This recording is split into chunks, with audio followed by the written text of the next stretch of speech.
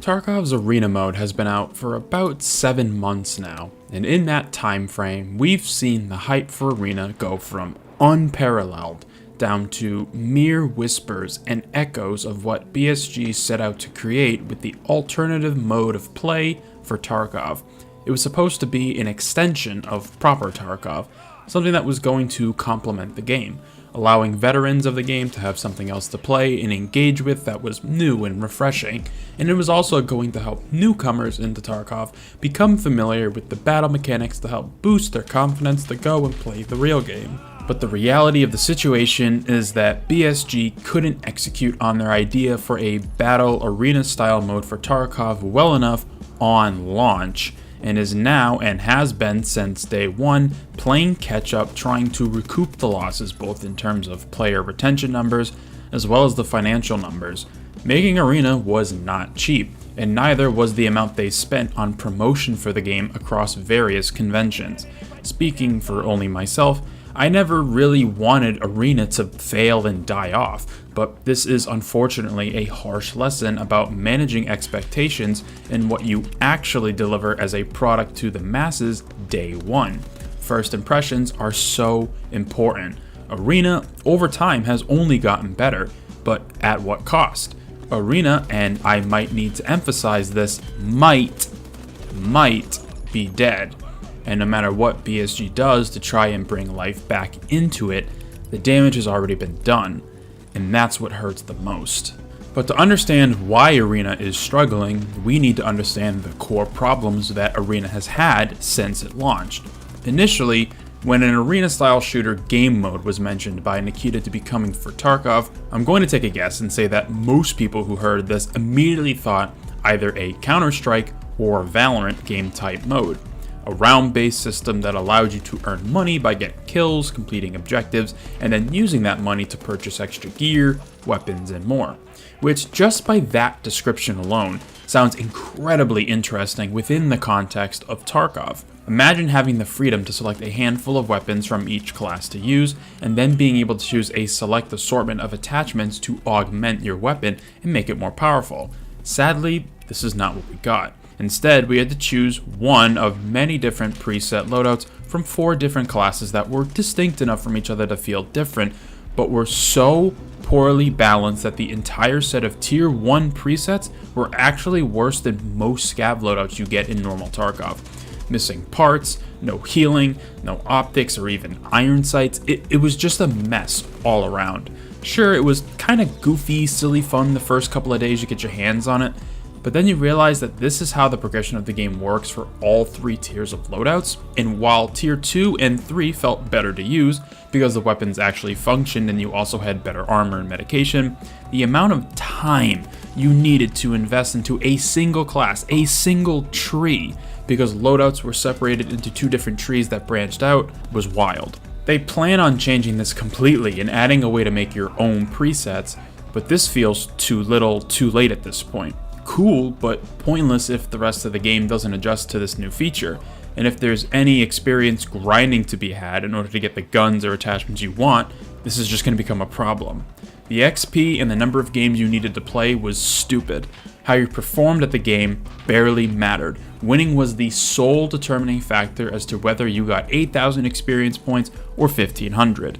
For a game that by itself is $35 right now, this kind of commitment is something you see shitty free-to-play games try to use to keep players engaged for as long as possible while trying to drain their wallet.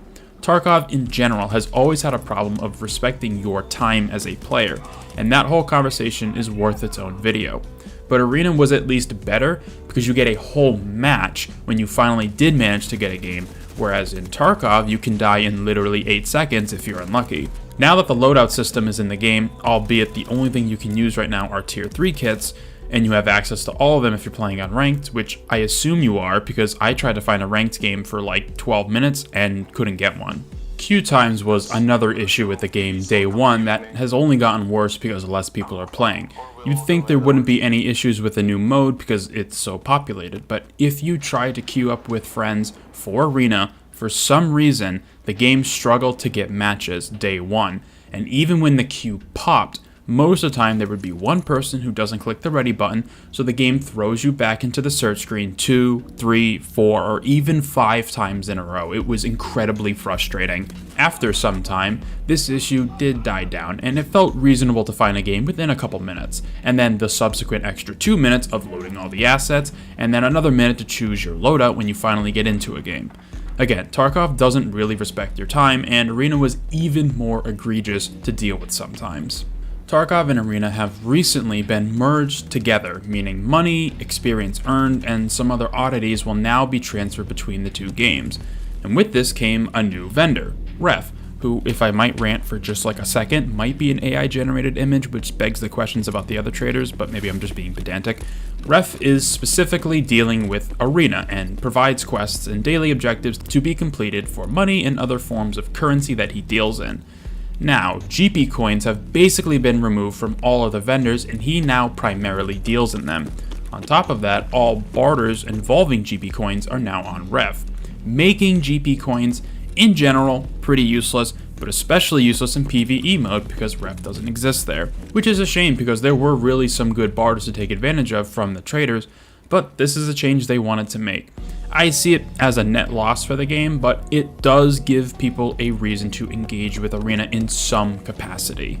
At the end of the day, all these problems aside, if Arena was at least fun, compelling, engaging, and we had a reason to consistently play it every day, people would probably deal with all of its shortcomings that are slowly being addressed.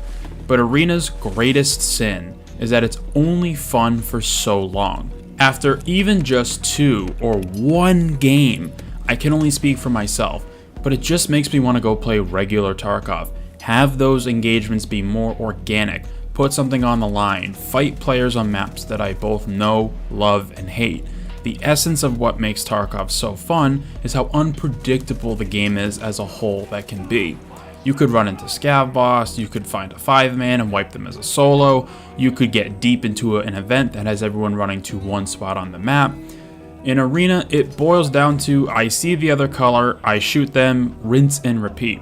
The ranked mode is extremely unappealing because being good at Tarkov isn't actually being good at the game, with the exception of tapping heads. It's knowing how to manipulate the audio and netcode so you're always at the advantage. Unfortunately, it's the broken parts of the game that separate veterans and newcomers to Tarkov, and it shouldn't be that way, either in normal Tarkov or Arena mode. Both just need to get this figured out, but the odds of that happening, I don't think are going to be likely anytime soon. Don't get me wrong, again, I don't want Arena to fail. BSG has put too much time and money into this project to just abandon it, and their pride might be getting in the way a little, to which I honestly kind of get. There's definitely some sunk cost fallacy kicking in real hard with Arena, but they have been very, and I do mean very slowly, trying to fix it and bring the vision they had closer to reality. There's still a lot of work to do, but eventually I do see Arena being a great alternative to if you only have like an hour or 2 to play and you just want to shoot some other players for a couple games. Arena's a great way of engaging with that.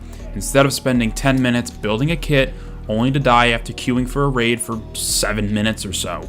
Maybe the customizable loadouts will just do it. Maybe the extra plant diffuse mode will start to catch on.